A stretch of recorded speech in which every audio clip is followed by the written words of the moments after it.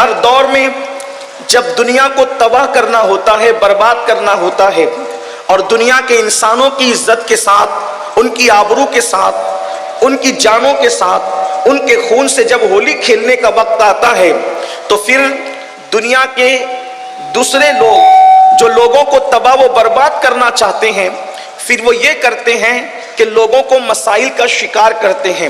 جیسے اللہ کے رسول صلی اللہ علیہ وآلہ وسلم کی آمد سے پہلے ایک طبقے کا خواب تھا۔ دنیا کی دو طاقتیں تھی دنیا کے اندر، سپر پاور کہلانے والی، جو پوری دنیا کو غلام بنانا چاہتی تھی۔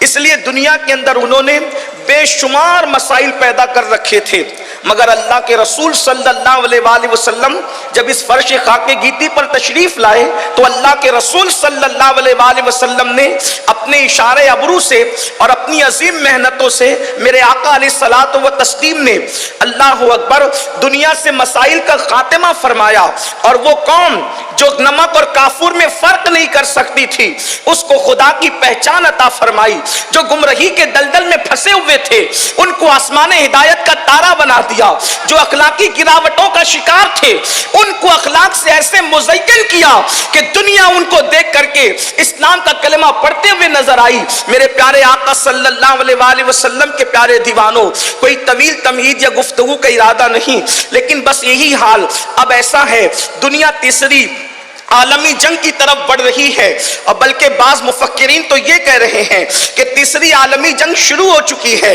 اور اب لوگوں کو بہت سارے مسائل کے اندر گرفتار کیا جا رہا ہے، اس لیے کہ دنیا جانتی ہے، انسانیت کے دشمن جانتے ہیں، جن کو اپنے تخت تاج، اپنی دولت، اپنی ہوس، اپنی شہرت، اپنا عیش سب سے زیادہ عزیز ہے۔ یہ اسلام کے نہیں صرف بلکہ پوری انسانیت کے دشمن ہیں، اور انسانیت کے دشمن جانتے ہیں جب تک لوگوں کو مسائل میں گرفتار نہیں کرو گے اس وقت تک ان کی عزت سے، ان کے خون سے، ان کی جان سے ہولی نہیں کھیلی جا سکتی۔ اللہ اکبر، اتنے مسائل ہیں کہ اگر مسائل کا تذکرہ کیا جائے تو اس کے حل پر کوئی گفتگو نہیں ہو سکتی، لیکن آج مجھے جو حکم ہے عصر جدید کے یا دور جدید کے جو ہے تین اہم مسائل پر گفتگو کرنا ہے، اور ساتھ ہی اس کا حل بھی آپ کی خدمت میں پیش کرنا ہے۔ میرے پیارے آقا صلی اللہ علیہ وسلم کے پیارے دیوانوں، جب بھی دنیا کو تباہ کرنے کا پلان بنتا ہے مسائل میں گرفتار کرتے ہیں۔ آپ دیکھیں ہلاکو اور چنگیز خان کا دور سوشل میڈیا کا دور تو نہیں تھا، الیکٹرانک اور پرنٹ میڈیا کا اس طرح کا دور بھی نہیں تھا، لیکن جب انہوں نے لوگوں کے خون سے ہولی کھیلنا چاہی تو پہلے ماحول ایسا تیار کیا گیا کہ لوگ مسائل کا شکار ہوئے، اس کے بعد لوگوں کو تباہ کر دیا گیا، اور اب بھی حالات جو ہے اللہ اکبر اب تو بہت تیز رفتاری کے ساتھ گندگی پھیل رہی ہے۔ کیا مسائل ہیں؟ بہت سے مسائل ہیں، لیکن تین پر گفتگو کرنا ہے۔ نمبر ایک، سب سے بڑا مسئلہ اللہ اکبر اس وقت کسی ایک ملک کا نہیں، کسی ایک ریاست کا نہیں، کسی ایک خطے کا نہیں، کسی ایک قبیلے کا نہیں، بلکہ اللہ اکبر پوری دنیا کا مسئلہ یہ ہے۔ آج پوری دنیا کو غربت کے دلدل میں ڈھکیلنے کی کوشش کی جا رہی ہے، اس لیے کہ دنیا جانتی ہے جب تک لوگوں کو غریب نہیں کریں گے ان کی آبرو نہیں خرید سکتے، ان کا ایمان نہیں خرید سکتے، ان کا عقیدہ نہیں خرید سکتے۔ میرے پیارے آقا صلی اللہ علیہ وآلہ وسلم کے پیارے دیوانوں، اس لیے بڑی تیزی کے ساتھ الگ الگ نام پر، کبھی بیماریوں کے نام پر، کبھی وباؤں کے نام پر، کبھی جنگوں کے نام پر، کبھی کسی نام پر لوگوں کو غربت کی چکی میں پیسنے کی کوشش کی جا رہی ہے۔ یاد رکھیے اسلام غربت کو بری نظر سے نہیں دیکھتا، بلکہ اسلام اس غربت کو اچھی نظر سے دیکھتا ہے جس غربت کے اندر شکر ہو، جس غربت کے اندر پاک دامنی ہو، جس غربت کے اندر استقامت ہو، جس غربت کے اندر اللہ اکبر اپنے ایمان اور عقیدے کی حفاظت ہو۔ اگر غربت ایسی ہے تو اسلام جو ہے اللہ اکبر ایسی غربت کی یہ شان بیان کرتا ہے۔ اللہ کے رسول صلی اللہ علیہ وآلہ وسلم نے فرمایا دنیا کے مالداروں سے 500 سال پہلے اللہ غریبوں کو جنت عطا فرمائے گا۔ ایک حدیث پاک کا مفہوم ہے قیامت کے دن ان لوگوں کو بادشاہ کی حیثیت دی جائے گی، بلکہ جنت کا کا بادشاہ قرار دیا گیا ہے، جو غربت کے اندر شکر سے کام لیتے ہیں، پاک دامنی سے کام لیتے ہیں، نگاہوں کے اندر تقدس ہوتا ہے، رب تبارک و تعالیٰ کا شکوہ نہیں کرتے۔ مگر یاد رکھیں، اب کوئی غربت کی اس فضیلت کو سن کر یہ نہ سوچے کہ پھر ہمیں تو غریب ہی رہنا ہے، جیسے کہ ہمارے یہاں کچھ تنظیمیں نماز کے نام پر شروع ہوئی 1857 کے بعد انگریز کی پیدا کی ہوئی نوزائیدہ جماعتوں نے الگ الگ انداز سے مسلمانوں کو گمراہ کرنا شروع کیا کہ جب رسول اللہ غریب تھے تو مسلمانوں کو مالداری سے کیا کام، جب سیدہ فاطمہ کے گھر چولہا نہیں جلتا تھا تو پھر یہ کیا اور وہ کیا۔ اللہ کی عزت کی قسم، ہم سنیوں کے عقیدے میں رسول اللہ کوئی غریب نہیں ہے، واللہ ہمارا عقیدہ تو یہ ہے دنیا کا سب سے مالدار اگر کوئی انسان ہے تو وہ ہمارے نبی کی ذات ہے۔ اس کی وجہ یہ ہے کسی کے ملک میں، کسی کے قبضے میں ایک ریاست ہے، کسی کے قبضے میں ایک ملک ہے، کسی کے قبضے میں دو ملک ہے، لیکن میرے نبی وہ نبی ہیں، اللہ اکبر، کہ خالق کل نے آپ کو مالک کل بنا دیا، دونوں جہاں ہیں آپ کے قبضہ و اختیار میں۔ اللہ کی نعمتیں جو تقسیم ہوتی ہے نعمتیں خدا کی ہے، اور تقسیم کرنے والے ہاتھ مصطفیٰ جان رحمت کے ہیں۔ اسی لیے میرے آقا نے فرمایا واللہ یعطی انما انا قاسم، اللہ مجھے عطا کرتا ہے اور میں تقسیم کرتا ہوں۔ اسی کو میرے امام کہتے ہیں کون دیتا ہے دینے کو منہ چاہیے، دینے والا ہے سچا ہمارا نبی۔ میرے کریم سے گر قطرہ کسی نے مانگا دریا بہا دیے ہیں، دربے بہا دیے ہیں۔ پیٹ پہ پتھر باندھنا اختیاری تھا، میرے آقا نے پیٹ پہ پتھر بھی باندھے اور بکری کا گوشت بھی کھایا، تاکہ وہ رسول نہ صرف غریبوں کے تھے نہ صرف مالداروں کے تھے۔ فاقہ اس لیے کیا کہ اگر فاقے کی نوبت آئے تو میری سنت سمجھ کر کے فاقہ کر لینا، اور جب اللہ عطا کرے تو میری سنت سمجھ کر گوشت بھی کھا لینا۔ میرے امام کہتے ہیں آسماں خان، زمین خان، زمانہ مہمان، صاحب خانہ لقب کس کا ہے تیرا تیرا۔ تو یاد رکھیں، لوگ کہتے ہیں کہ جب غربت اسلام کا مقدر ہے، غربت اسلام کا کوئی مقدر نہیں۔ سب سے زیادہ اگر مدینہ منورہ میں کسی کے پاس زمین تھی تو اللہ کے رسول علیہ السلام کی زمین تھی۔ آپ جا کر سیرت پڑھیں، حضور علیہ السلام نے پیون کا لباس بھی پہنا، اور کبھی کبھی 27 اونٹ کی قیمت دے کر ایک جبہ بھی خریدا۔ اس کا مطلب یہ ہے کہ پیون کا اس لیے پہنا کہ اگر غربت آ جائے تو تیرے پیون پر رسول اللہ نے اپنی سنت کا پردہ ڈال دیا ہے۔ یہ مطلب نہیں کہ کوئی محفل میں پیون والا پہن کر کے آئے گا تو لوگ اس کی غربت کا مذاق اڑائیں گے، بلکہ اللہ کے رسول نے پیون والا پہن کر غریبوں کے لیے سنت بنا دی۔ اور اگر کوئی قیمتی پہن کے آئے گا تو کوئی اس کو مغرور نہ کہے، 27 اونٹ دے کر کے جبہ خرید کر قیمتی پہننا بھی اپنی امت کے لیے سنت بنا دیا۔ تو اب غربت مسلط کی جا رہی ہے، اور غربت اللہ کے رسول علیہ السلام فرماتے ہیں کبھی کبھی انسان کو کفر تک لے جاتی ہے۔ غربت کی وجہ سے لوگ کفر تک بک دیتے ہیں۔ یہ لوجوں میں بکنے والی بچیاں، ارتداد کا فتنہ، ایمان پر منڈلاتے ہوئے خطرات، اس میں سب سے بڑی وجہ ایک غربت بھی ہے۔ غربت کی چکی میں لوگ پس رہے ہیں۔ اس لیے میں بہت طویل میں عرض کر چکا ہوں کہ عصر کا وقت قریب ہے، جلدی سے اپنی گفتگو کو شارٹ کر کے مکمل کرنا ہے۔ غربت کی چکی میں لوگ پس رہے ہیں، ایمان خطرے میں، عقیدہ خطرے میں، عزت خطرے میں، آبرو خطرے میں، جان خطرے میں۔ امام سفیان ثوری رضی اللہ تعالیٰ عنہ فرماتے ہیں اپنی تجوریوں سے مال نکال کر بازاروں میں لگاؤ، تجوریوں میں مال رکھنے کی بجائے مارکیٹ میں لگاؤ، کیونکہ آدمی مالدار نہیں ہوگا تو زکوٰۃ کیسے دے گا، مالدار نہیں ہوگا تو مسجدیں کیسے بنے گی۔ کبھی کبھی لوگ مالداروں کی اتنی مذمت کرتے ہیں کہ ایسا لگتا ہے کہ انسان کو صرف 2 چادروں پہ زندگی گزارنا چاہیے۔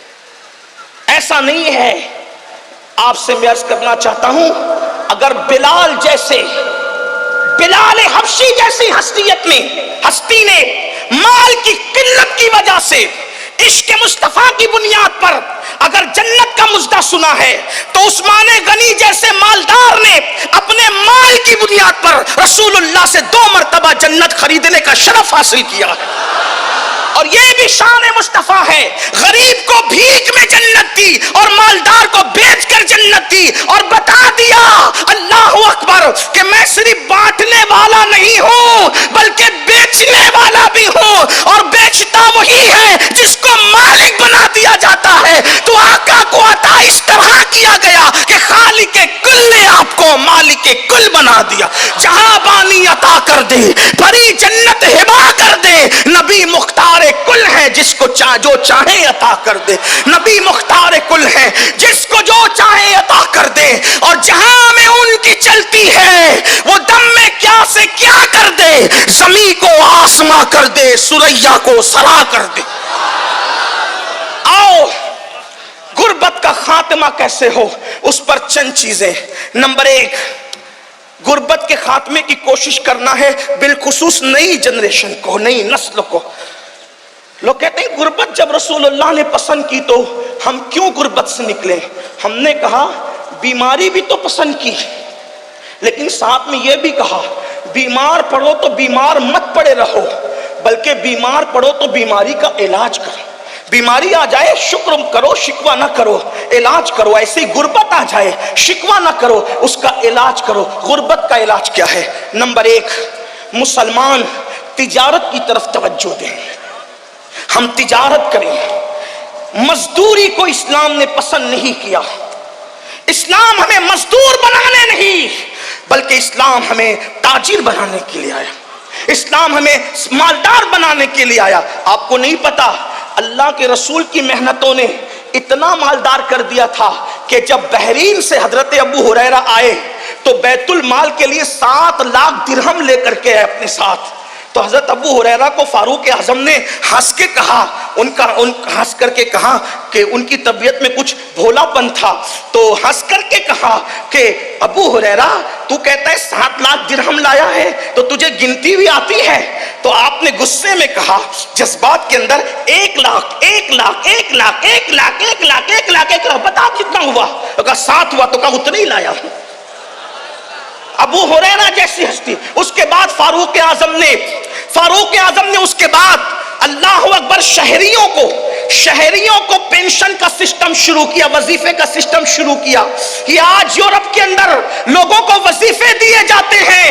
یہ کسی کی اپنی ذاتی کمال کی بات نہیں ہے. اگر شہروں میں وظیفے تقسیم ہوتے ہیں تو اس میں سب سے پہلے شروع کرنے والی ہستی عمر ابن خطاب کی ہستی ہے. ایک بات اور مجھے یہاں بڑی خوبصورت یاد آئی. جب وظیفے تقسیم ہونے لگے تو آپ نے ذمہ داری دی چند اصحاب کو کہ لسٹ بناؤ تاکہ مرتبے کے مطابق لوگوں کو وظیفہ دیا جائے. تو لوگوں نے پہلے بدری پھر احد کے اسی طریقے سے ترتیب وار جو ہے وہ بنایا. فاروق اعظم نے دیکھ کے کہا یہ لسٹ نہیں ہے. کہا پھر فرمایا اوپر ان کا نام لکھو جو رسول اللہ کے خاندان کے سب سے زیادہ قریب ہیں. پہلے اہل بیت کے نام لکھوائے اور فرمایا جس کا رشتہ نبی سے جتنا قریب ہے اس کو اتنا زیادہ حصہ دیا جائے گا. اور ازواج مطہرات کو سابقون الاولون مجاہدین کے برابر وظیفہ عطا کر کے بتایا کہ صحابہ وہ تھے جن کے دلوں میں اہل بیت سے نفرت نہیں تھی بلکہ صحابہ تو تھے وہ جنہوں نے سب سے زیادہ اہل بیت سے محبت کی ہے. اور اہل بیت سے جتنی محبت اصحاب مصطفیٰ نے کی ہے 14ویں صدی میں کوئی اس کا تصور نہیں کر سکتا. یہ فاروق اعظم رضی اللہ تعالیٰ کا عشق رسول تھا. آپ نے پہلے اپنے آقا کی اہل بیت کو سامنے رکھا. بہرحال تو میں عرض یہ کر رہا تھا پہلے نمبر پر مسلمان تجارت کو فروغ دے، تجارت کرے. اگر چنے ہی بیچنے پڑے یہ بھی تجارت ہے. چنے ہی بیچنے پڑے. بلکہ یہاں تک اللہ اکبر اگر کسی کو مارکیٹ میں ذلت کی جگہ کھڑے رہنا پڑے تو اللہ کے رسول علیہ السلام فرماتے ہیں کہ جو رزق حلال کے لیے ذلت کی جگہ کھڑا رہے گا اللہ تبارک و تعالی اس کو آخرت کی عزتوں سے نوازے گا. اس لیے پاکٹ مار نہ بنو، چیٹر نہ بنو. चोर न बनो, सूद खोर न बनो, किसी के माल को हड़प करने वाले न बनो, हलाल तिजारत करो, हलाल। और सुन लो, ताजिर लोग कहते हैं मौलाना आप लोग तो दीनदार है, हम लोग तो दुनियादार है। मेरे भाई तू कोई दुनियादार नहीं है। अगर तू अपने बाल बच्चों को मोहताजी से बचाने के लिए हलाल तिजारत कर रहा है तो तू कोई दुनियादार नहीं है। मुसल्ले पे नफल कर पढ़ने वाले को उतना अजर नहीं मिलता जितना रिस्के हलाल कमाने वाले को अल्लाह अजर अता फरमाता है। इमाम गजाली लिखते हैं कि जब कोई बंदा थक कर अपने घर पे वापस आता है हलाल रोजी कमाकर, तो उसके पसीने की वजह से अल्लाह उसके थकन की बुनियाद पर उसके गुनाहों की मगफिरत फरमा देता है। वाकया बयान करना मकसूद नहीं, आपने सुना होगा एक लकड़हारे के हाथ लकड़ियां काटते हुए सख्त हो गए, अल्लाह के रसूल ने उन हाथों को चूम लिया। नमाज की अहमियत अपनी जगह है, लेकिन बहैसियत नमाजी हुजूर ने किसी के हाथ नहीं चूमे, बहैसियत साइम रोजेदार हुजूर ने किसी के हाथ नहीं चूमे, बहैसियत मुजाहिद हुजूर ने किसी मुजाहिद के हाथ नहीं चूमे, लेकिन रिस्के हलाल कमाने में जिसके हाथ सख्त हो गए थे हुजूर अलैहिस्सलाम ने उनके हाथों को चूमकर मोहब्बत का इजहार फरमाया और बता दिया गया जो हाथ हलाल कमाने में सख्त हो जाते हैं अल्लाह उस पर जहन्नम की आग को हराम फरमा देता है। इसलिए तिजारत को फरोग दो। लेकिन आज के लड़के तो व्हाट्सएप पे लगे हुए हैं, फेसबुक पे लगे हुए हैं, मोबाइल पे लगे हुए हैं, लड़कियों में लगे हुए हैं, बुराइयों में लगे हुए हैं। कैसे तिजारत करेंगे? सारी दुनिया सुबह उठती है और हमारे जवान रात के 3 बजे तक सोते हैं और 12 बजे 1 बजे जब सारी दुनिया का आधा काम हो चुका होता है उस वक्त तो वो बेदार होते हैं। फजूल न बनो, फालतू न बनो, तिजारत करो, तिजारत में बरकत है। लोग कहते हैं तिजारत क्या करें? मैंने कहा जब मुल्क शाम की मंडी में साहिब मेराज आमिना का लाल बहैसियत ताजिर खड़े हो सकते हैं तो हमारी क्या हैसियत है, हमारी क्या औकात है? घर पे बैठकर नरम गद्दों पर बेकार न बनो, तिजारत करो। बल्कि अल्लाह के रसूल अलैहिस्सलाम ने फरमाया सच्चा ताजिर अंबिया, सिद्दीकीन और शुहदा के साथ जन्नत में दाखिल किया जाएगा।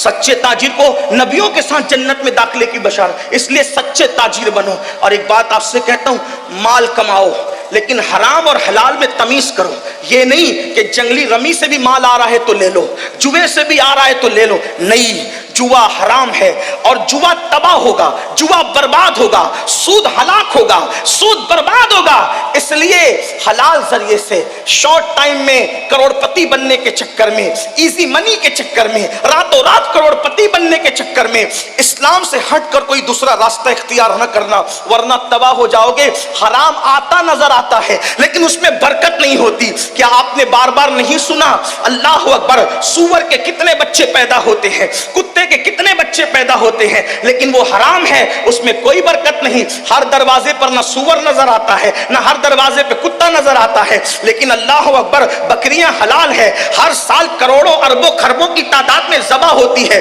उसके बावजूद भी हर दरवाजे पर कमोबेश नजर आती है। वजह हलाल है तो अल्लाह ने उसमें बरकत अता फरमाई है, इसलिए हलाल को लाजिम पकड़ो। अल्लाह अकबर। पहले नंबर पर तिजारत, जल्दी जल्दी से गुफ्तगू एंड की तरफ जाती है। दूसरे नंबर पर ज़राअत, इसलिए कि अगर तिजारत नहीं कर सकते तो चलो किसान बन जाओ, ज़राअत का पेशा इख्तियार करो। हमारे अब्बा जान हजरत आदम अलैहिस्सलाम ने ज़राअत का पेशा इख्तियार फरमाया। अल्लाह अकबर। अंबिया अलग अलग पेशे से वाबस्ता रहे, अल्लाह अल्लाह। हजरत आदम अलैहिस्सलाम ज़राअत करते थे। अच्छा, ज़राअत और किसान बनने में फायदा क्या है? एक तो वो पैसा भी देता है और दूसरा अज्र भी देता है। यानी आपने जो पौधा बोया है, आपने जो दरख्त लगाया है, जब तक वो तर रहेगा वो अल्लाह का जिक्र करेगा, जब तक जिक्र करेगा आपके नामे अमाल में सवाब लिखा जाता रहेगा। जो उसके साए में बैठेगा आपको सवाब मिलेगा, जो उसके फूल की खुशबू सूंघेगा आपको सवाब मिलेगा, जो उसका फल खाएगा आपको सवाब मिलेगा। हत्ता कि अगर उससे चिड़िया भी दाना चुगेगी अल्लाह आपको उसका भी अजर अता फरमाएगा और सदके का अजर अता फरमाएगा। यहां तक के दरख्त लगा के मर जाओगे तो मरने के बाद भी जब लोग उससे फायदा उठाएंगे तो अल्लाह आपकी कब्र में आपको आराम अता फरमाएगा।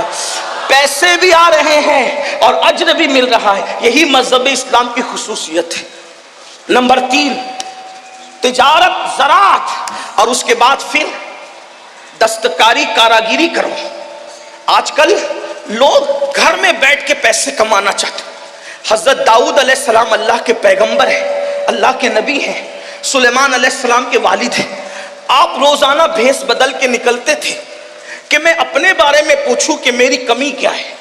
حالانکہ جو بھی نبی ہوتا ہے اس میں کبھی کوئی کمی نہیں ہوتی، کیونکہ نبی کو اللہ کامل و اکمل بنا کر بھیجتا ہے، چاہے اس کا نسب ہو، چاہے اس کا حسن ہو، چاہے اس کا علم ہو، چاہے اس کا تقوی ہو، اس کا بولنا ہو، چلنا ہو، پھرنا ہو، معصوم ہوتا ہے نبی۔ لیکن جن کے رتبے ہیں سوا، ان کو سوا مشکل ہے۔ اللہ کے پیغمبر داؤد علیہ السلام جو ہے وہ پوچھتے تھے بھیس بدل کر کہ میں اپنے بارے میں پوچھوں کیا کمی ہے۔ جس سے ملتے تھے سب کہتے تھے کیا پیغام، کیا انسان ہے، کیا ہستی، سب تعریف کرتے تھے، لیکن آپ مطمئن نہیں ہوتے تھے، کچھ تو ہے، کچھ تو ہے۔ ایک دن اللہ نے جبریل علیہ السلام کو بھیجا، کہا آپ جاؤ اور بتاؤ، آئینہ دکھاؤ کیا کرنا ہے۔ حضرت جبریل آئے انسانی شکل میں، ان سے ملاقات ہوگی تو کہا داؤد کیسے؟ کہا آدمی بہت اچھا ہے لیکن اپنے ہاتھ کی کمائی نہیں کھاتا۔ آدمی بہت اچھا ہے مگر اپنے ہاتھ کی کمائی نہیں کھاتا۔ اگر اپنے ہاتھ کی کمائی کھائے تو پھر اور بات ہے۔ پلٹے روتے ہوئے اور اللہ سے دعا کی، مولا مجھے کوئی ہنر سکھا دے، تو اللہ نے آپ کے ہاتھ میں لوہے کو ایسے نرم کر دیا جیسے عورتوں کے ہاتھ میں آٹا نرم ہوتا ہے، اور اللہ نے ان کو زرہ بنانے کا ہنر سکھایا۔ بادشاہ ہو کر بھی زرہ بناتے تھے اور بیچ کر کے اپنا جو ہے وہ رزق حاصل کرتے تھے۔ نبی زرہ بنا سکتا ہے، نبی زراعت کر سکتا ہے، نبی تجارت کر سکتے ہیں۔ ہمارے اندر کون سے سرخاب کے پر لگے ہیں کہ ہمیں شرم آتی ہے تجارت کے لیے، زراعت کے لیے؟ نہیں، آؤ غربت دور کریں، اور اس کے لیے کچھ اور طریقے۔ نمبر ایک کہ جو غریب لوگ ہیں ان کی غربت دور کرنے کے لیے اسلام نے زکوٰۃ کا نظام قائم کیا ہے۔ 2.5% زکوٰۃ اپنے مال سے ہر سال نکالو۔ آج مسلمان زکوٰۃ چور بھی ہوا ہے، نماز چور بھی ہے، زکوٰۃ چور بھی ہے۔ ایک پیسہ اگر زکوٰۃ کا بچا کے رکھو گے،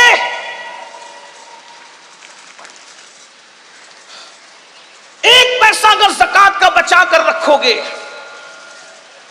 تو وہ پیسہ آپ کے دوسرے اچھے پیسے کو بھی تباہ کرے گا۔ اور اگر زکوٰۃ دے دی، اللہ کے رسول علیہ السلام فرماتے ہیں جو اپنے مال کی پوری پوری زکوٰۃ ادا کرے، اللہ اس کے مال کو اپنے قلعے میں محفوظ کر لیتا ہے۔ مجھے بتاؤ، جس کا مال اللہ کے قلعے میں محفوظ ہو جائے پھر اس کے مال کو کون کیا کر سکتا ہے؟ لوگ کہتے ہیں میرا مال بیوپاری لے کر کے بھاگ گیا، ڈوب گیا، یہ ہوا وہ ہوا۔ زکوٰۃ نہیں دیتے، غریبوں کا حق نہیں دیتے، اس لیے کوئی لے کر کے بھاگتا ہے۔ واللہ اگر ایک ایک پائی کی زکوٰۃ نکال دو تو اللہ کے سچے نبی نے فرمایا کہ جس نے زکوٰۃ نکال دی اس کا مال اللہ کے قلعے میں محفوظ ہو گیا۔ ایک بات۔ دوسری بات، جب زکوٰۃ نکالو تو زکوٰۃ کو کوئی سسٹم سے تقسیم کرو۔ کچھ لوگوں کو تو ہم نے 200 روپے تقسیم کرتے دیکھا، ٹھیک ہے اس پہ کوئی شرع کا حکم نہیں کہ تملیغ شرط ہے فقیر کے لیے، لیکن آپ سے پوچھتا ہوں کم سے کم ایسا ہو جائے۔ علماء کرام بیٹھے ہوئے، صرف اپنی اصلاح کی خاطر مشورہ دے رہا ہوں، آپ کی مشورہ ہے میرا کہ اپنی زکوٰۃ کو 3 حصوں میں تقسیم کریں اگر ہو سکے تو۔ نمبر ایک حصہ اپنے رشتہ داروں میں تقسیم کریں۔ نمبر 2، ایک حصہ عام مسلمانوں میں تقسیم کریں۔ اور نمبر 3، ایک حصہ مدارس دینیا میں تقسیم کریں۔ اس سے یہ ہوگا کہ آپ کے رشتہ داروں کی غربت بھی دور ہوگی، عام مومنوں کی غربت بھی دور ہوگی، اور جو مدارس اسلامیہ جو دراصل ہمارے مذہب کی جان ہے، اللہ کے رسول علیہ السلام نے فرمایا العلم حیات الاسلام و عماد الدین، کہ علم اسلام کی زندگی ہے اور دین کا ستون ہے۔ جب تک کہ یہ مذہبی ادارے قائم ہیں انشاءاللہ ہمارا دین زندہ رہے گا۔ اس لیے ان کو بھی مضبوط کرنا ضروری ہے، لیکن اس کے لیے تھوڑی گزارش اتنی ہے کہ جہاں دے رہے ہیں وہاں آنکھ کھول کر کے دیکھو کہ کام ہو رہا ہے کہ نہیں ہو رہا ہے۔ اگر واقعی صحیح کام ہو رہا ہے، زمین پر ہے ادارہ تو ٹھیک ہے، اگر آسمانوں پر یا تصورات یا تخیلات میں ہے تو پھر آپ اس کے ذمہ دار ہیں۔ کچھ لوگوں کا حال یہ ہوتا ہے کام نہیں دیکھتے بلکہ آتے ہیں، پھر چاہے وہ صحیح جگہ ہو چاہے غلط جگہ. اس میں بھی مجھے ایک بات یاد آتی ہے، دراصل پھر آپ کا بلکہ ہم بولنے والوں کا بھی کیا قصور. ایک شخص حضرت محبوب الہی کے پاس ہے، نظام الدین اولیاء، کہ حضور میری زکوٰۃ ہے اور آپ میرے مرشد ہیں، آپ نیک اللہ والے، جس کو چاہے دے دیں. لیکن وہ بھی اللہ والے تھے، وہاں لے کر کے جھولی میں ڈالنا تو تھا نہیں، انہوں نے ہاتھ بھی میں نہیں لیا. فرمایا بیٹا خانقاہ کے سامنے جا، پہلا جو بندہ نظر آئے گا اس کو دے دینا. تو دے دیا. وہ محبوب الہی کے بڑے نیک اور متقی مرید تھے. تو دوسرے کو رشک آیا، ارے اس کی زکوٰۃ تو بڑی صحیح جگہ گئی.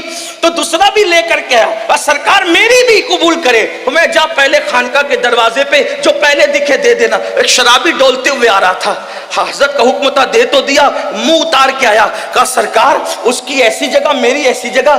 آپ نے مسکرا کے کہا بیٹا میرا قصور کیا ہے، جیسا مال تھا ویسے کے پاس پہنچ گیا. بس اپنی زکاتوں کا بھی یہی حال ہے، جیسے کماؤ گے ویسے جولی میں جائیں گے. اگر حلال کماؤ گے تو اچھے ہاتھوں میں پہنچے گی. یہ تو زکات کا معاملہ ہو گیا. اگر زکات کی وعید بھی بہت ہے نہیں دینے پر، میں اس پر بھی گفتگو نہیں کرتا، کیونکہ ابھی دو نکات پر اور گفتگو آپ سے کر سکتا ہے، کرنے کی شہادت حاصل کرنا ہے. میں جلدی سے چل رہا ہوں، حالانکہ اتنی جلدی سے چلنا میری اپنی ہی چاہے وہ یعنی کہ میرا اتنا علمی معیار بلند نہیں ہے کہ میں اتنی جلدی سے اپنی بات رکھوں. بلکہ میرا معاملہ آج اس وقت ایسا ہے جیسے کسان کا حال ہوتا ہے کہ وہ سورج دیکھ کر کے ہاتھ تیز کرتا ہے، ویسے میں بھی گھڑی پر توجہ کر کے اپنی بات تھوڑی سی تیز کرنا چاہتا ہوں، تاکہ اللہ کرے میرے دل کی بات کسی کے دل تک پہنچ جائے اور میرے لیے نجات کا سامان ہو جائے. حالانکہ یہاں تو ایک سے خطبہ مقررین شمس ملت علامہ شمس الدین جیسے اور حضرت علامہ اللہ بخش صاحب جیسے اور حضرت علامہ معین اعظمی صاحب جیسے ہمارے بڑے بھائی جناب بلبل باغ مدینہ قاری رضوان صاحب، علامہ عبدالرب صاحب اور بھی ہمارے مولانا انصار صاحب، بڑے بڑے یہ شموس و اقمار ہے علوم و معارف کے، یہ یہاں جلوگر ہیں. ان کی موجودگی میں میرا بولنا ایسا ہی سورج کو چراغ نہیں، سورج کے سامنے اگربتی جلانے کے برابر ہے. لیکن میں بات جلدی سے پوری کرنا چاہ رہا ہوں. تو غربت کے لیے ایک تو زکوٰۃ ہو گئی. دوسری چیز آج مسلمانوں کی فکر یہ بن گئی کہ زکوٰۃ ہی میں سب نپٹانا چاہتے ہیں 2.5% میں. اس کے لیے بھی زکوٰۃ لے لو، اس کے لیے بھی زکوٰۃ لے لو، اس کے لیے بھی للہ رقم بھی تو نکالو، صدقہ نفلی صدقہ بھی تو نکالو. حدیث پاک میں آتا ہے تمہارا نفلی صدقہ جب تم کسی کو دیتے ہو، نفلی زکوٰۃ تو مستحقی کو دی جائے گی ورنہ ادا نہیں ہوگی، لیکن نفلی صدقہ سب کو دیا جا سکتا ہے. جب ہم نفلی صدقہ دیتے تو اس کی فضیلت یہ ہے کہ جس کو نفلی صدقہ دیتے ہو اس کے ہاتھ میں بعد میں آتا ہے، پہلے وہ اللہ کے دست قدرت میں پہنچتا ہے. نفلی صدقہ جو دیتا ہے اللہ اسے اچھی موت عطا کرتا ہے، بری موت سے اللہ بچاتا ہے. اس لیے صدقہ تو فرمایا اپنے بیماروں کا علاج صدقے سے کرو. اور نفلی صدقے میں امیر بلکہ مستحق غیر مستحق مت دیکھو. ایک مرتبہ ہمارے مرشد سرکار قطب الاقطاب غوث الاغواث شیخ الشیوخ غیاث القونین قطب العارفین سیدنا شیخ عبد القادر جیلانی غوث اعظم کی بارگاہ میں کوئی آ کے کہتا ہے مرشد لوگ میرے پاس صدقہ مانگنے آتے ہیں، اس میں مستحق بھی ہے غیر مستحق بھی ہے، میں کس کو دوں؟ فرمایا بیٹا ہم صوفی لوگ ہیں تمہیں یہی مشورہ دیتے ہیں کہ جو مستحق ہے اس کو بھی دے دیا کر، جو غیر مستحق ہے اس کو بھی دے دیا کر. اس کا فائدہ یہ ہوگا کہ تو جس چیز کا مستحق اللہ تجھے وہ بھی عطا کر دے گا، اور جو تو جس چیز کا مستحق نہیں ہے اللہ تجھے وہ بھی عطا کر دے گا. جب تو غیر مستحق کو دے گا تو اللہ تجھے بھی عطا فرمائے گا. اس لیے صدقے کو عام کریں. پھر اس کے بعد اور بھی غربت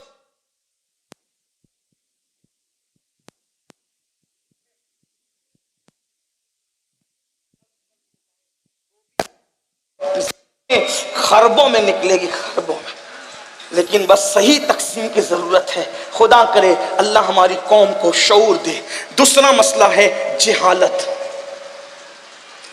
جہالت ہر برائی کی جڑ. جاہل جو کرے گا اس کی توقع آپ کسی سے نہیں رکھ سکتے. پہلی بات، پہلے جہالت کی تعریف سن لیں. جہالت اس کو کہتے ہیں علم نہ ہونے کی بنیاد پر اطاعت الہی سے منہ موڑ کر ہر کام دنیا کے لیے کرنا، یہ جہالت ہے. اونلی جہالت، مکمل جہالت، فقط جہالت۔ توجہ پھر سنیں، اور بھی تعریف ہو سکتی ہے اس لیے کہ لوگوں کے الگ الگ نظریات ہیں، میں جہاں سے پڑھ رہا ہوں وہاں سے کہہ رہا ہوں۔ علم نہ ہونے کی بنیاد پر خدا کی اطاعت سے منہ موڑ کر ہر کام دنیا کے لیے کرنا جہالت، اور ایک ہے جہالت جہل مرکب۔ جہل مرکب یہ ہے علم ہونے کی بنیاد پر خدا کی اطاعت سے منہ موڑ کر ہر کام دنیا کے لیے کرنا، یہ جہل مرکب ہے۔ تو جاہل سے بھی بڑا جاہل وہ ہے جو جہل مرکب رکھتا ہے۔ لیکن آپ سے کہنا چاہتا ہوں اسلام ہر جہالت کو مٹانے کے لیے آیا ہے، اس لیے ہم علم کی طرف توجہ کریں۔ آج دیکھیں نماز پڑھنا نہیں آتی، جہالت، وضو کرنا نہیں آتا، جہالت، نماز جمعہ کے مسائل نہیں معلوم، جہالت، حج کے مسائل نہیں معلوم، جہالت، ماں باپ کی نافرمانی نہیں معلوم، جہالت، عورتوں پہ باپ کی نظر، جہالت، زنا، شراب، یہ سب گندگی جو پھیلی، جہالت، قتل غارت گری، جہالت، یہ سب جہالت کے مسائل ہیں۔ آئیے جہالت کو دور کریں اور جہالت کا خاتمہ کریں۔ مسلمانوں سے میری اتنی گزارش ہے، اپنی دولت کا، دولت مند لوگ اپنی دولت کا صحیح استعمال کریں اور جہالت کے خاتمے کے لیے ادارے بنائیں، اور ایسے صاف ستھرے ادارے۔ ہمارے امیر، ہمارے قائد حضور امیر سنی دعوت اسلامی نے ایک فکر یہ دی لوگوں کو، بلکہ وہ دیتے ہی رہتے ہیں کہ لوگ الحاد کے ماحول میں علم بانٹ رہے ہیں اور لوگوں کو الحاد اور بے دینی کی طرف لے جا رہے ہیں، اور سنی دعوت اسلامی عشق رسول کے ماحول میں لوگوں کو انگریزی تعلیم دیتی ہوئی نظر آ رہی ہے۔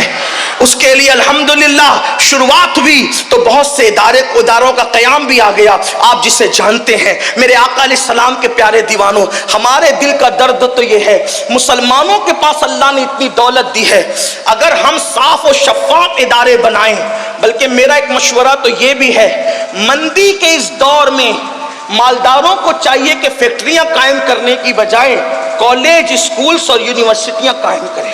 یہ ایک بہترین تجارت بھی ہے اور قوم کے مفاد میں بھی ہے۔ صرف درد بھرے نعرے مسائل کا حل نہیں ہے۔ اور ایک بات یہ بھی کہتا ہوں، مہنگے گنبد و مینار بنانے کی فکر چھوڑ دو۔ گنبد و مینار پر جتنے کروڑ خرچ کرتے ہو، ان گنبد اور مینار والوں کے نام پر، انہی کے نام سے یونیورسٹیاں اور ادارے قائم کر دیے جائیں۔ ہم تو آج تک سوچ رہے ہیں، ہمارے بزرگوں کی صحبت میں بیٹھ کر ہم نے سنا ہے، آج تک سوچ رہے کاش شاہ جہاں نے ممتاز کے نام پر تاج محل بنانے کی بجائے ایک عالمی یونیورسٹی بنا دی ہوتی تو ممتاز کے لیے ایصال ثواب بھی ہوتا، ممتاز کا نام زندہ بھی رہتا، محبت کی نشانی بھی ہوتی، قوم کا مفاد بھی ہوتا۔ لیکن اس نے نرا تاج محل بنایا، آج وہ سونا سونا پڑا ہوا ہے اور رات کے اندھیرے میں وہ تاریکی میں ڈوب تو جاتا ہے۔ شاہ جہاں کا نام تو ہوا، میں کوئی مفتی نہیں کہ کوئی اس فقی حکم بیان کروں، ایک سگے بارگاہ غوثیت ہوں، بلکہ سگانے سگے در ہوں، اللہ اکبر۔ لیکن آپ سے پوچھنا چاہتا ہوں، اب جو غلطی ہمارے اگلے کر چکے اب ہم نہ کریں، اپنے بچوں کے مستقبل کے لیے اداروں کا قیام کریں، اور ادارے بھی رسمی نہ ہو، بلکہ آپ سے کہنا چاہتا ہوں ادارے رسمی نہ ہو جہاں صرف سرٹیفکیٹ نہ بٹتا ہو، بلکہ جہاں واقعی انسان بنائے جاتے ہوں، کیونکہ میرے آقا روئے زمین پر اچھی عمارتیں بنانے نہیں آئے تھے، بلکہ میرے آقا روئے زمین پر اچھے انسان بنانے آئے تھے۔ صفا کے چبوترے پہ بیٹھ کر رسول اللہ نے جو انسان بنائے، آج اس کی مثال زمین پر نہیں ملتی۔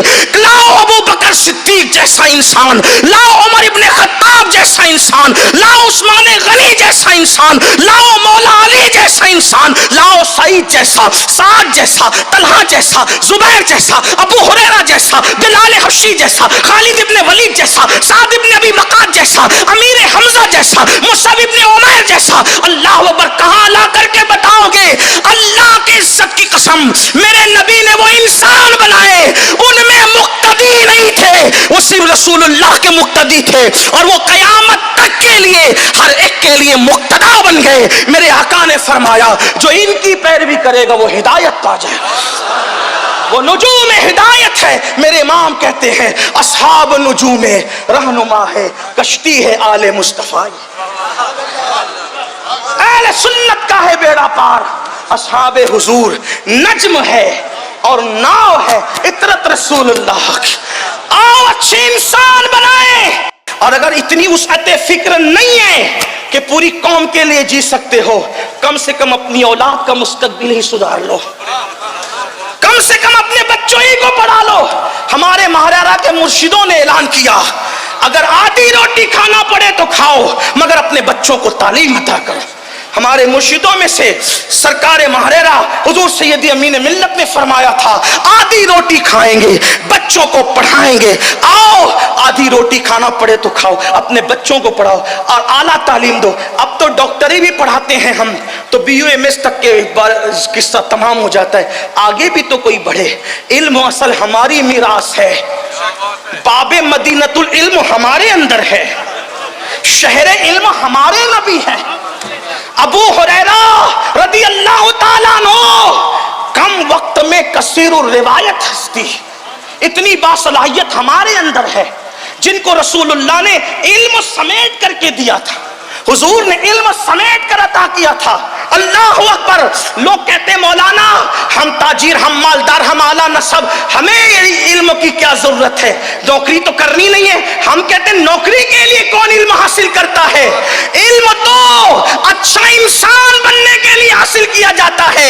ایک علم والا تاجر اور ایک جاہل تاجر میں فرق ہے، علم والے کی گفتگو اور جاہل کی گفتگو میں فرق ہے، علم والے کے کھانے اور جاہل کے کھانے میں فرق ہے، اس لیے علم والے بنو۔ ارے وہ غوث اعظم شیخ عبد القادر جیلانی حسنی حسینی جو آیات من آیات اللہ ہے، اللہ اکبر، پیدا ہوئے اسی دن سے روزہ رکھا لیکن اس کے باوجود بھی وہ علم کے حصول کے لیے جا رہے، پیدا ہوتے ہی کرامت کا ظہور ہو رہا ہے اور پھر بھی علم کے لیے نکل رہے ہیں۔ پتہ کیا چلا؟ اگر صاحب کرامت بھی بن جاؤ تو پھر بھی علم کی ضرورت باقی رہتی ہے۔ اور غوث پاک فرماتے ہیں قطبیت کیسے ملی؟ ہوا میں اڑنے سے قطبیت نہیں ملتی، یہ تو چیل اور کوے بھی کر لیتے ہیں، یہ تو مچھر اور مکھی بھی کر لیتے ہیں، ہوا میں اڑنے کا نام ولایت نہیں ہے۔ فرماتے ہیں درست العلم حتی صرت قطبا، میں علم حاصل کرتا رہا یہاں تک کہ اللہ نے مجھے مقام قطبیت عطا فرما دی۔ علم کو عام کر، حضور امیر سنی دعوت اسلامی نے بھی ایک نعرہ دیا تھا، SDI کا کام کریں گے، علم اور اخلاق عام کریں گے۔ آئیے علم پر محنت کریں۔ اور آخری بات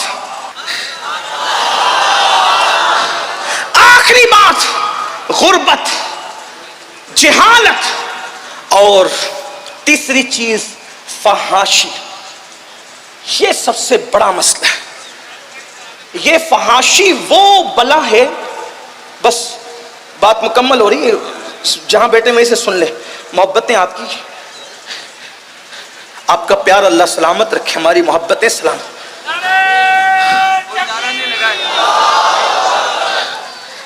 اگر ایک سیکنڈ بچا لو تو کام کا ہے۔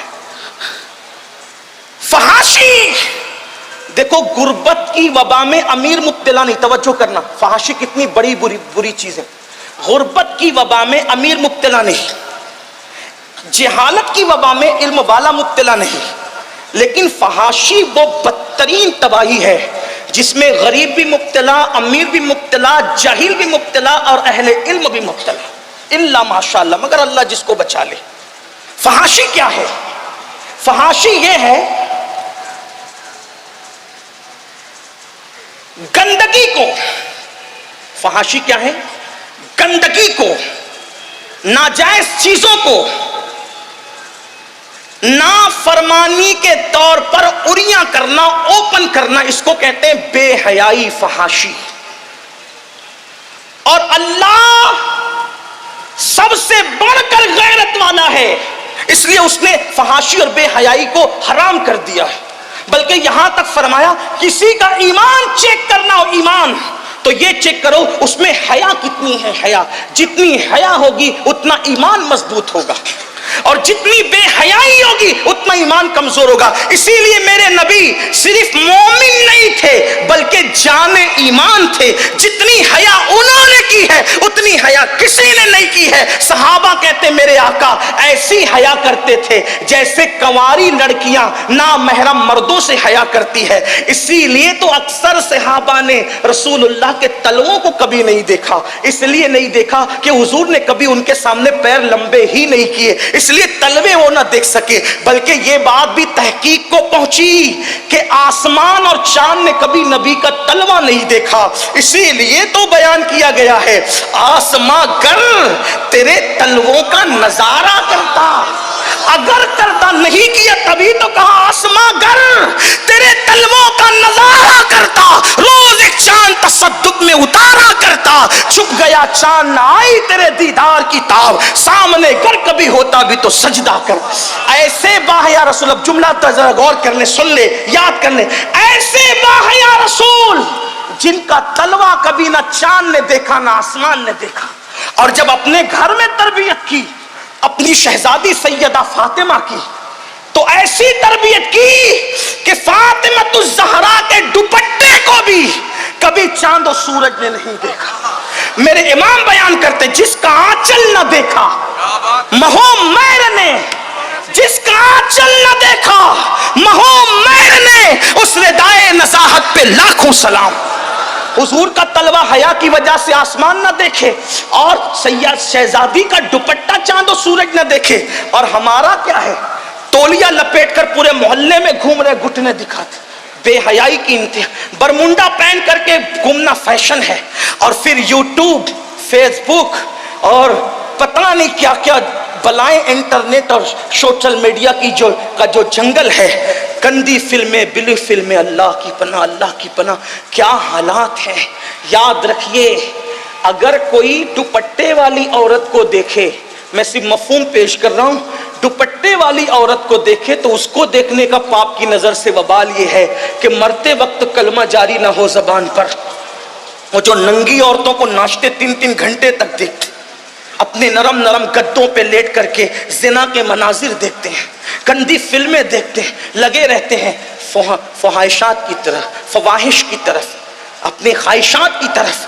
سوچو اللہ کے رسول علیہ الصلوۃ والتسلیم نے فرمایا جو کسی عورت کو پاپ کی نظر سے دیکھے گا اس کی آنکھوں میں جہنم کی آگ کی سلاخیں ڈالی جائے گی اور اس کی آنکھوں میں جہنم کی آگ بھری جائے گی. میں حیرت سے پوچھتا ہوں جو آنکھیں دن کا برداشت نہ کر سکے, جو آنکھیں اللہ اکبر پیاس کے ننھے اور باریک ذرات برداشت نہ کر سکے, ان آنکھوں میں جب جہنم کی آگ کی سلاخیں ڈالی جائے گی تو ہم کیسے برداشت کر سکیں گے. اسی پر بس نہیں, یہ فحاشی کی بنیاد پر زنا, لواطت, ہاتھوں کے ساتھ جو ہے وہ زنا, اللہ اللہ, یہ ساری گندگی پھیل رہی ہے. چھوٹے چھوٹے بچے انٹرنیٹ کی گندگی دیکھ کر وقت سے پہلے بالغ ہو رہے ہیں. آپ جانتے ہیں اگر مشت زنی کی, اللہ اللہ, ہینڈ پریکٹس کی جو وبا پھیل رہی ہے اور وہ موت کے قریب کر رہی ہے, انسان کو مریض کر رہی ہے, چلتا پھرتا مردہ بنا رہی ہے, اس کی وجہ یہی فواحش ہے, یہ فحاشی ہے. بلکہ اللہ اکبر چھوٹے چھوٹے لڑکے شادی کے وقت آنے تک کے مرنے کے, خودکشی کرنے کی تک بات کرتے ہیں. سن لو اے میری قوم کے جوانوں, اپنے آپ کو تباہ نہ کرو, اپنے آپ کو برباد نہ کرو, خدا کے لیے اپنی جوانی پہ رحم کرو. جوانی کا سرمایہ دنیا کی دولت دے کر بھی نصیب نہیں ہو سکتا. خدا کے لیے گندگی مت دیکھو, آنکھوں کی حفاظت کرو. ایک حدیث پاک سنو, بہت لطف آئے گا.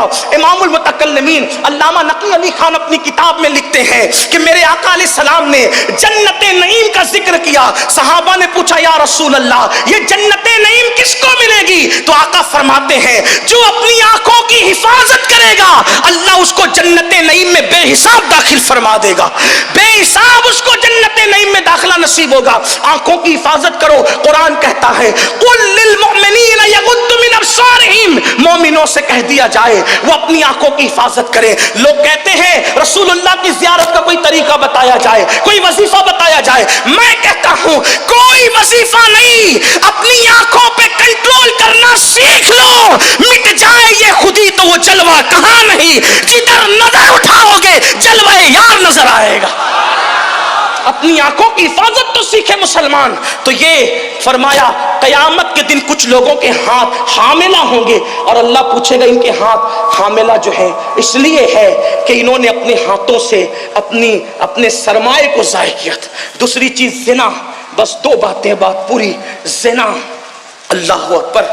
اللہ کے رسول علیہ السلام فرماتے ہیں اللہ پاک ہر گناہ کی سزا آخرت میں دے گا, ہر گناہ کی سزا آخرت میں دے گا, لیکن زنا وہ چیز ہے, ظلم اور زنا, اللہ اس کی سزا دنیا ہی سے دینا شروع فرما دیتا ہے. لمحوں کے گناہوں نے صدیوں کی سزا پائی. اللہ کے رسول علیہ السلام فرماتے ہیں شادی شدہ عورت سے کوئی زنا کرے تو آقا فرماتے ہیں پوری امت پر جتنا عذاب ہوگا اس کا آدھا عذاب شادی شدہ عورت کے ساتھ زنا کرنے والے پہ ہوگا. آدھا, سب کے آدھا, پوری کائنات کے لوگوں کے آدھا عذاب شادی شدہ عورت سے زنا کرنے والے کے اوپر ہوگا. اور آقا فرماتے ہیں اس کو تارکول کا لباس پہنایا جائے گا, اس کو تانبے کی قمیص, پگھلی ہوئی قمیص پہنائی جائے گی, اور اس کی شرمگاہ پر جہنم کی آگ دہکائی جائے گی. یہ تو بیان سے باہر ہے. اور تیسری چیز جو فحاشی کی وجہ سے سامنے آتی ہے وہ ہے بدفعلی, مردوں کا مردوں کے ساتھ بدفعل. اللہ کے رسول علیہ السلام نے فرمایا قیامت اس وقت تک قائم نہیں ہوگی جب تک کہ بدفعلی کی کثرت نہ ہو جائے. بزرگوں نے فرمایا اگر بدفعلی کرنے والوں کو دم نکل آئے تو تمہارا رستہ چلنا مشکل ہو جائے. بدفعل وہی نہیں ہے جو آخری اینڈ تک پہنچتے ہیں, دیکھنے والے بھی بدفعلی میں شامل ہے, مصافحہ گندی نیت سے کرنے والے بھی شامل ہے, گلے ملنے والے بھی گندی نیت سے, جو شہوت کے ساتھ گندی نیت سے ایک دوسرے سے ملتے ہیں, بلکہ اب تو بائک پر 4-4 5-5 ایسے چپک کر کے بیٹھتے ہیں کہ الامان والحفیظ, اس کا کوئی تفسیرہ نہیں. بزرگ بھی ہے, بچے بھی ہے, خواتین بھی سن رہی ہوگی, لیکن بس اتنا کہتا ہوں ایک حدیث سن لو دل کے کانوں سے. کل دوستی کی جاتی تھی ایک دوسرے کے سپورٹ کے لیے, کل دوستی کی جاتی تھی محبت کے لیے, آج خوبصورت لڑکوں سے دوستی کی جا رہی ہے. بلکہ قیامت کی نشانیوں میں سے ایک نشانی یہ ہے, میرے آقا فرماتے ہیں کہ لڑکوں پر ایسی غیرت کی جائے گی جیسے منگیتر سے غیرت کی جاتی ہے, منگیتر کے معاملے میں غیرت کی جاتی ہے. تو آج دوستیاں خوبصورت لڑکوں سے ہو رہی ہے تاکہ نظر کو, کچھ لوگ جو بہت زیادہ تقوی کا لبادہ اوڑے ہوئے وہ نظر سے اپنی تسکین کرتے ہیں, کچھ ہاتھ ملا کے کرتے ہیں, کچھ گلے مل کے کرتے ہیں, اور آخری سٹیپ تک جو پہنچتے ہیں وہ تو اللہ کی پناہ. اللہ ہمیں اور ہماری قیامت تک نسلوں کو محفوظ رکھے. اتنا سن لے بس, جو کرتے ہیں اللہ کرے ان کے کان تک یہ روایت پہنچے. اللہ اکبر. میرے آقا فرماتے ہیں کہ جو مرد کسی مرد پر بدفعلی کرتا ہے تو اس وقت حالت یہ ہوتی ہے کہ اللہ کا عرش کانپ جاتا ہے, خدا کے عرش پر کپ کپی طاری ہو جاتی ہے, اور قریب ہوتا ہے کہ اللہ اس پر عذاب نازل کرے. تو فرشتے آسمانوں کا کنارہ پکڑ کر قل ہو اللہ کی تلاوت کرنے لگتے ہیں, اور جب تک کہ وہ تلاوت نہیں ترک کرتے, نہیں چھوڑتے, اس وقت تک جب تک خدا کا غضب ٹھنڈا نہ ہو جائے. جانور بھی یہ فعل نہیں کرتے. جانوروں میں صرف ایک جانور ہے جسے سور اور خنزیر کہتے ہیں, وہی یہ فعل بد کرتا ہے. شیطان نے سب سے پہلے یہ فعل سکھایا. میرے آقا علیہ السلام نے یہاں تک فرمایا جو بدفعلی کرنے والا, لواطت کرنے والا مرے گا, ایک لمحہ بھی قبر میں نہیں گزرے گا, اللہ ایک فرشتہ بھیجے گا جو پرندے کی شکل کا ہوگا, وہ اس کو اٹھائے گا اور اٹھا کر کے وہاں لے جا کر اس کو پھینک دے گا جہاں قوم لوط پر عذاب آیا تھا, اور وہ انہی کے ساتھ جہنم میں جلے گا, اور اس کا چہرہ قیامت کے دن سور کی شکل میں ہوگا. اللہ اکبر. یہ بھی میرے آقا فرماتے قیامت کے دن آدھے دھڑ والے یعنی بغیر سر کے بچے آئیں گے. اللہ فرمائے گا تم کون ہو؟ تو وہ کہیں گے کہ ہم وہ لوگ ہیں کہ ہمارے باپ نے بدفعلی کی تھی کسی مرد کے ساتھ, اور کسی مرد کے پیچھے کے مقام میں ہمیں ڈال دیا تھا. آج ہمیں بدلہ چاہیے کہ اس نے ہمیں بغیر قصور کے کیوں دنیا سے آنے سے روکا. تو اس وقت اللہ فرمائے گا اس کو منہ کے بل گھسیٹتے ہوئے لعنت کرتے ہوئے جہنم میں لے کر کے جاؤ.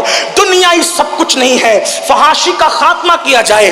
یاد رکھیے, میں آپ سے عرض کرنا چاہتا ہوں اپنے بچوں کی شادیاں جلدی کرو, بیٹیوں کی شادیاں جلدی کرو, شادیوں میں تاخیر مت کرو. فرمایا حدیث پاک ہے کہ جس نے بیٹا بیٹی کی شادی میں جان بوجھ کے تاخیر کی اور وہ پھر زنا میں مبتلا ہو گئے تو اس کا ذمہ ذمہ دار صرف بیٹا بیٹی نہیں بلکہ ماں باپ بھی ہے. کچھ لوگ کہتے ہیں ابھی میرا بچہ بڑا تھا ہوا تو بوڑھا نہیں ہوگا تو وہ کب سے بڑا ہوگا. کوئی اپنے آپ کو بوڑھا سمجھنے کے لیے تیار ہے دنیا میں؟ تو یاد رکھیے کم از کم اپنے آپ کو بوڑھا نہیں سمجھتے تو ان کو تو جوان سمجھ لو. اور بالغ ہو گئے تو شادی کی عمر ہو گئی. یاد رکھیے میرے آقا فرماتے ہیں 3 چیز میں تاخیر نہ کرو. نماز کا وقت ہو جائے تو تاخیر نہ کرو, تدفین کا وقت آ جائے تو تاخیر نہ کرو, جنازہ تیار ہو اور بیٹا بیٹی بالغ ہو جائے تو ان کے نکاح میں تاخیر نہ کرو, نکاح جلدی کرو. کچھ کہتے ہیں مولانا کھلائیں گے کیا, کھلائیں گے کیا؟ میں کہتا ہوں اللہ کے رسول نے یہی تو فرمایا جب نکاح کی فضیلت بیان کی. وہ صحابہ نے کہا حضور ہم غریب ہیں رکھیں گے کیا, کھلائیں گے کیا؟ تو آقا فرماتے ہیں نکاح کرو اللہ تمہیں مالا مال فرما دے گا, نکاح کی برکت سے مالا مال ہو جاؤ گے. لیکن نکاح اسی وقت کرنا جب کم سے کم بیوی کا نفقہ پورا کر سکتے ہو. ایسا نہ ہو کہ اس کے ساتھ جو ہے کھلواڑ ہو. اللہ تعالیٰ توفیق دے. میں نے جو ہے وہ کچھ وقت زیادہ لیا, اس کے لیے معذرت کھاؤں. اللہ پاک سے دعا کرتا ہوں عمل کی توفیق دے. گفتگو کے درمیان اگر کوئی غلطی ہو میرا اللہ مجھے معاف کرے.